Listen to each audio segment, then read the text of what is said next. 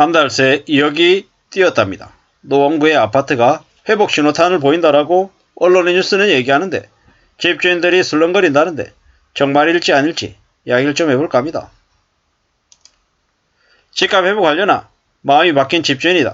그래서 매물을 슬그머니 회수한다라고 얘기합니다.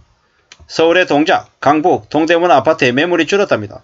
노원구의 아파트는 한 달 사이에 1억 8천이 올랐다는데 거래량이 회복돼야 시장 분위기를 판단할 수 있죠.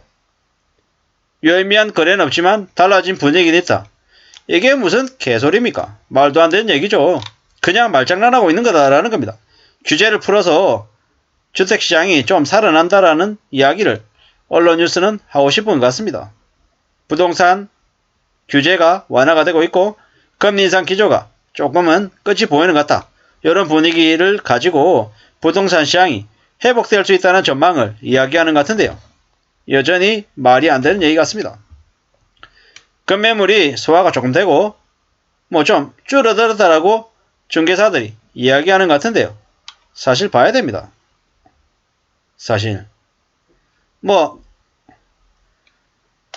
매매 물량이 1842건이던 동작구의 아파트가 매매 물량이 1826건으로 0.9% 줄어듭니다. 의미가 있습니까? 없습니까? 의미 없는 수치입니다. 말장난하는 거죠. 0.4%, 0.5%, 0.9%. 이게 무슨 망발입니까? 지금 현재 분양가 12억도 중도금 대출 받을 수 있다. 그래서 빚내서 집 사라. 이렇게 얘기하는 거죠.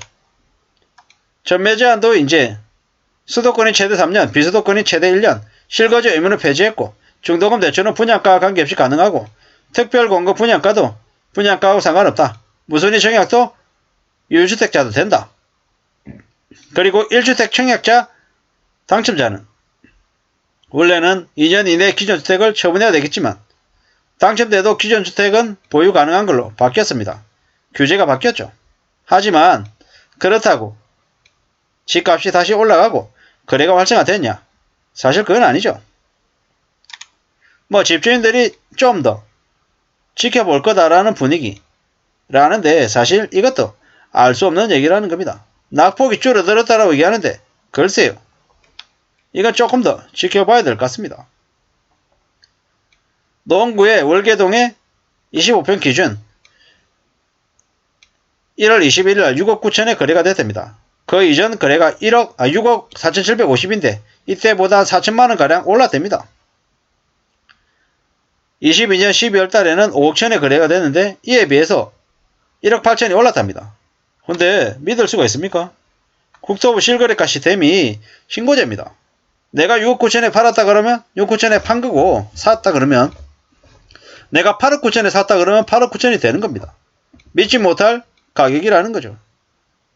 등기제가 되지 않는 이상 얼마에 팔았다, 얼마에 샀다 라고 하는 걸 결국은 못 믿는다라는 거죠. 이런 시대이기 때문에 저 가격이 올랐다 내렸다 언론의 뉴스를 통해서 우리는 뭘 생각할 수 있습니까? 가격 자체를 못 믿는다? 실제로 대체적인 분위기 정도만 추정하면 맞는 것 같다. 이렇게 생각을 하는 거죠. 조금 내린 것 같다. 분위기가 좀 괜찮아진 것 같다. 라고 얘기하지만 사실 두고 볼 필요가 있다는 겁니다. 언론 뉴스 뭐라고 돼 있냐면 바닥을 찍어 집주인 마음이 바뀌었다고? 정신나간 헛소리다. 언론이 아파트 값 하락을 결사적으로 막으려고 발버둥 치는 모습이 역력하다. 하락폭이 취소된 것처럼 보이지만 중개업소를 통해 확인한 실거래가만 볼 때 하락폭이 더 커지고 있다. 매물이 늘고 있다. 한국부동산원이 정부의 1.3 규제 완화 대책이 마치 효과가 있는 것처럼 보이게 하려고 계속 하락폭 축소라며 시세를 조작하는 느낌을 지울 수 없다. 분명한 건 2026년까지 하락을 멈추지 않을 거다라는 겁니다. 참 무서운 얘기죠. 집값 쉽사리 안 올라간다라는 거죠.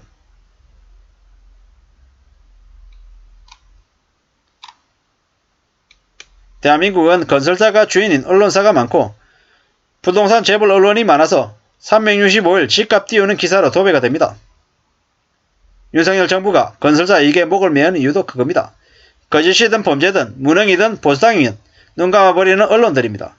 그러나 지금은 실수요자 시장입니다. 투기 세력들이 아직 거품이 많아서 들어오지 않습니다. 아마 나중에 가격 메리트가 생기면 볼때처럼 달려들겠죠. 두고 봐야 됩니다. 앞으로 많은 생각들을 해야죠. 부동산을 정치 논리로 해석하지 마라. 자본에는 감정이 없다. 현재 상황을 이용해서 자신의 부를 축제할 때와 지켜야 할 때를 냉정히 판단해라. 데이터를 참고하고 판단해라. 언론사가 건설사들이 대주주임을 잊지 말라. 한국 부동산 언더 토건 쪽들이 만든 거라는 생각도 잊지 말라. 냉정하게 시장을 바라봐라. 영원한 상승도 영원한 하락도 없다. 각자 알아서 잘 판단해라. 지금은 각자의 시대다. 각자 도생의 시대다.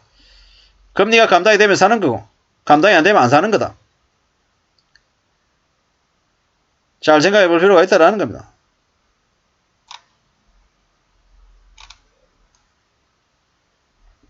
분양가보다 억 단위로 내려도 안 팔린다. 거짓말을 작작 좀 하라고 댓글들은 얘기하는 거죠. 앞으로 어떻게 되겠습니까? 김원정의 클릭 부동산 그냥 뻥을 치겠다라고 그냥 대놓고 나선 것 같습니다. 앞으로 어떻게 될까요? 앞으로 부동산 시장은 이제 댓글들 중에 하나였지 않습니까? 2026년까지 계속 내려간다. 저도 그 의견에 동의합니다. 앞으로 3, 4, 5, 6, 4년이 아니라 한 5년가량은 집값이 계속 내려갈 것 같고요. 그 이후에는 몇 년간 행보를 보일 것 같습니다. 그 이후에 다시 올라가겠죠. 대략 생각하는 거는 윤석열 정부가 끝날 때까지는 집값이 올라가는 일 따위는 없을 거다라는 겁니다.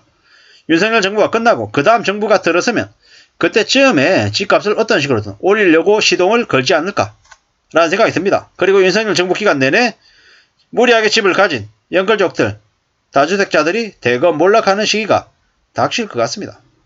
그들이 몰락하고 매물들이 경매로 나오고 낙찰되고 또 낙찰되고 이러면서 집값은 계속해서 내려가겠죠. 앞으로 할인 분양도 심하고 애프터 리빙도 늘어날 거고 이래저래 많은 변화들이 생길 것 같습니다. 하지만 그 변화들은 언제 있었던 일, 과거에 있었던 일이다 라고 보면 맞겠습니다. 어쩌면 지금 윤석열 정부하고 다음 정부 때까지 이 부동산 불황이, 부동산 거래 절벽이 계속될지도 모른다라는 생각도 듭니다. 아무쪼록 확실한 건 뭐다? 쌀 때 사야 된다. 그리고 대출도 감당할 수 있을 때 대출을 내야 된다라는 겁니다. 그래야 오래오래 잘 버티고 잘 살 수 있을 것 같습니다. 이상입니다.